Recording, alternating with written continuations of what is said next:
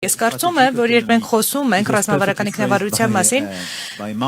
Մարկը շատ լավ ձևակերպեց դա իր ելույթում, որտեղ ներկայացնում էր ոլորտները կետարկետ, որտեղ մենք խոսում ենք ռազմավարական ինքնավարության մասին, որովհետև այստեղ միայն անվտանգության պաշտպանության մասին չէ, եւ էներգետիկայի մասին չէ, այլև զբաղադրիչները առանցքային են, այդ թվում նաեւ պարանային ասպեկտները, բայց մենք պետք է խոսենք տիեզերքի, ինչպես նաեւ կիսահաղորդիչների մասին, որովհետև անհրաժեշտ է ապահովել կայուն ռազմավարական ինքնավարություն եւ պաշտպանության ոլորտում, որովհետեւ երբ մենք խոսում ենք օրինակ կիսահաղորդիչների մասին, թե դու կախվածություն ունես այլ երկրներից, ապա անհրաժեշտ է դիտարկել գլոբալ տնտեսության ինտեգրումը եւ մեր ամբողջական նորարարական համակարգը, որովհետեւ մեր ռազմավարական ինքնավարության ձևավորումը պահանջում է շատ ավելի մեծ կենտրոնացվածություն այն հիմնասյուների վրա, որտեղ մենք ունենք գերկախյալություններ եւ իհարկե նաեւ փորձացած տարիների ընթացքում մենք փորձառեցինք այս գերկախյալության արդյունքները Covid-ի ժամանակ մենք խոսում ենք դիմակների եւ մի շարք բժշկական միջոցների մասին, ինչպես նաեւ Ռուսաստանի պատերազմը Ուկրաինայի դեմ բացահայտեց մեր գազի Ռուսաստանի գազից ունեցած գերկախյալությունը։ Մենք փորձառում ենք մեր գերկախյալության ծանրությունը, երբ խոսում ենք ամերիկյան հովանոցի մասին, մեր պաշտպանության եւ անվտանգության մասին սասենյակում գտնվող փիղն է, Մարկը խոսեց դրա մասին, որովհետեւ նա ավելի մոտ է զգում իրան եվրոպացիներին, քանի որ մենք միասնական ենք եւ հասկանում ենք, որ պետք է ավելի միասնական լինենք, որովհետև սա կասկածի կամ հարցականի տեղիք չէ,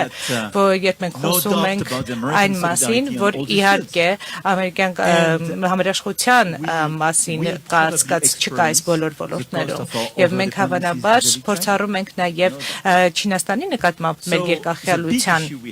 ճնշումը եւ հետեւաբար մեծ խնդիրը որ մենք ունենք այս պահին հետեւյալն է որ մենք ճգնաժամերից պատերազմներից անդին մենք ունենք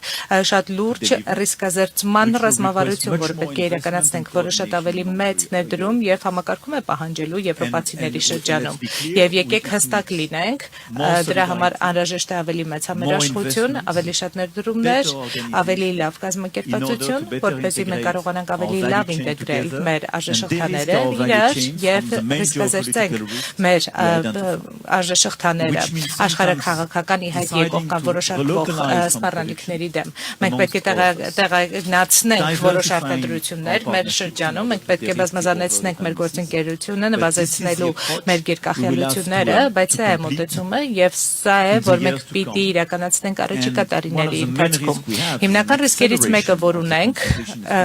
առճակատումների արագացումն է հատկապես ԱՄՆ եւ Չինաստանի միջև ինչը կարող է շատ ավելի արագ ընթացքով բացահայտել այս կախելությունները եւ մենք կհայտնենք ենք անկյունում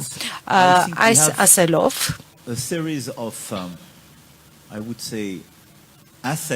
Կարծում եմ մենք ունենք մի շարք ակտիվներ, առավելություններ, որոնք մենք ամենայն հավանականությամբ թերագնահատել ենք, եւ սրանք հիմնական կապերն են, որոնք աշխարհագրականից անդին են։ Եվ իսկապես կարծում եմ, որ ժողովրդավարությանը ուղղված մեր հավատամքը, կանոնների վրա հիմնված աշխարհակարգը, ինչպես նաեւ բաց եւ ազատ առևտրի նկատմամբ հարգանքը, կլիմայի փոփոխության նկատմամբ հավատքը, նորարարության եւ լուծումների միտված մոտեցումներով ավելի սերտացնում է մեզ եւ որ բարձրացնում է մեր կանխորոշելիությունը այսօրակարգին արձագանքելու համար եւ սա շատ լուրջ առավելություն է ի հակադրություն շատ այլ ոչ եվրոպական դերակատարների նկատմամբ երբես դիտարկմծոցի երկրները ասիական երկրները լատինամերիկյան եւ աֆրիկյան երկրները նրանք ուզում են կանխատեսելի գործընկերներ ունենալ եւ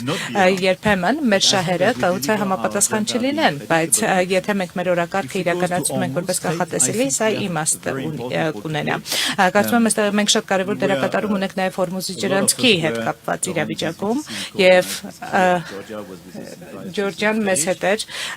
երբ մենք կազմակերպեցինք մեր այս վերջին հանդիպումը մենք շատ ասիական եւ աֆրիկյան երկրներ ունենք եւ ծոցի երկրներ ունենք եւ շատ բավարարիչ էր տեսնելու նրանց մասնակցությունը եւ նրանց օրակարգերի համաձայնեցվածությունը եւ կարծում եմ որ վստահաբար մեզ վստահում է ԱՄՆ-ն, բայց մեզ հարգում են եւ վստահում են նաեւ իրանցիները։ Իհարկե մենք միամիտ չենք Իրանի հետ կապված, բայց նաեւ չենք պատերազմում նրանց հետ, ինչը ստեղծում է մի համատեքստ, որտեղ այս ամենը փոխկապակցվածության մեջ կարող է նշանակել, որ մենք կարող ենք ծառայություններ մատուցել դիվանագիտական, տնտեսական, ֆինանսական իմաստով, որպեսզի կարողանանք դյուրացնել Հորմուզի ջրանցքի բացումը եւ բացառευτուրը եւ սա ռազմավարություն է,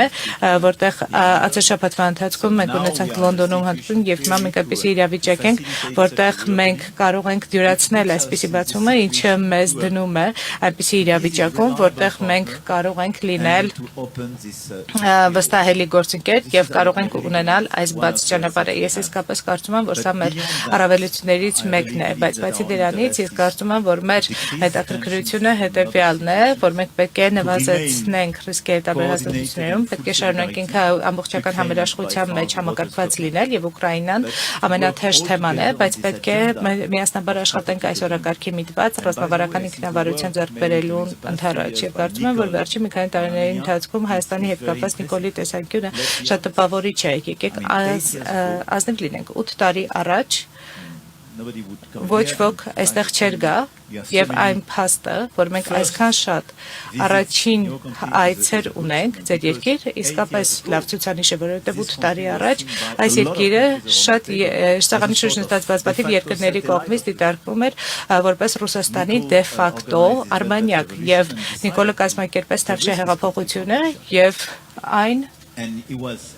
որոշեց ապառիսկայնացնել երկիրը եւ շահեց դրա արդյունքում եւ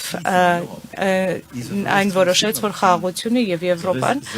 առաջնային ձգտումն են եւ այն դիմադրությունը, որ կա Ուկրաինայում, Հայաստանի ռազմավարությունը, այն ինչ որ արվեց Մոլդովայում, ինչպես նաեւ շատ այլ երկրներում, որոնք նստած են այս սեղանի շուրջ, ցույց է տալիս, որ մենք որպես եվրոպացիներ մենք որոշել ենք անցյալ մի քանի տարիների ընթացքում մի ազանգ հնչեցնել միասնաբար զարթոնքի համար եւ հենց ռազմավարական ինքնավարությունը հենց այսպեսի մեծ ուժի միտված։ Շնորհակալ